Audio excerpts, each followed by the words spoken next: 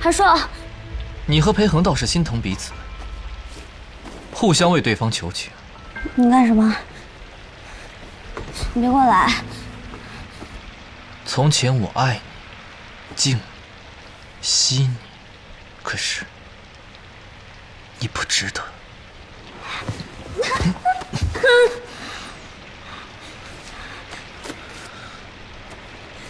韩硕，你敢？我敢啊！而且现在没有人会来挡住我们了。韩硕，我告诉你，强扭的瓜不甜的。甜不甜的，啃一口不就知道了。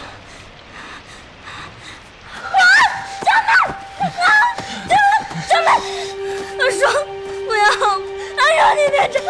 韩硕，张梅，张梅，你给我滚开！韩硕，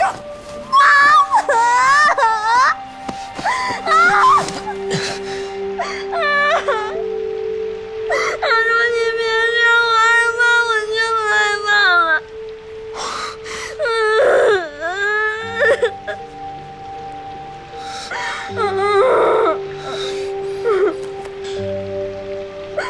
扫兴！花园女人，不过如此。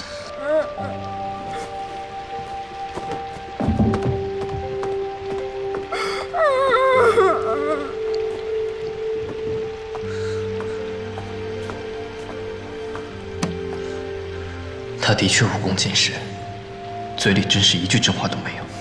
但我又在干什么呢？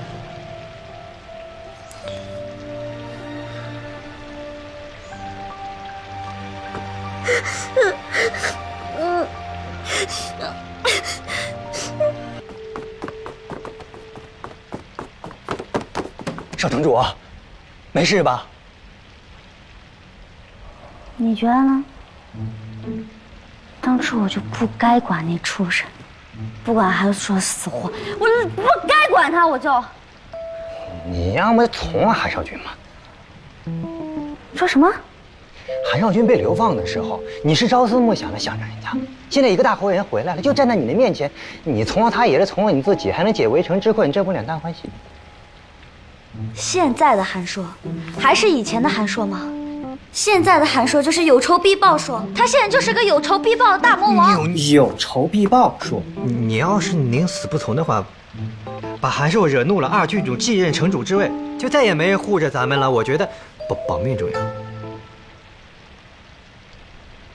楚楚要继任城主。啊，昨天子如在议事厅宣布城主令，说城主生病了，让二郡主代理城主之位。哎，不知道是的真的假的，外面都在传。过几天，二郡主就会继任城主。楚楚继任城主，日月同辉，天门大开，剧情回来了。少城主，你这说什么呢？日月同辉是民主将士的降将，二郡主这样子不配。这样一来，我倒是可以醒过来回家了。可是楚楚继任城主跟韩硕的死，也就是前后脚的事儿。如今玄武城围城的情节也照样发生了，万一按照剧情的推进，韩硕真的死了，可怎么办？不行，我不能让楚楚继任城主。快！哎，这！看，玄武城男人可真凶啊！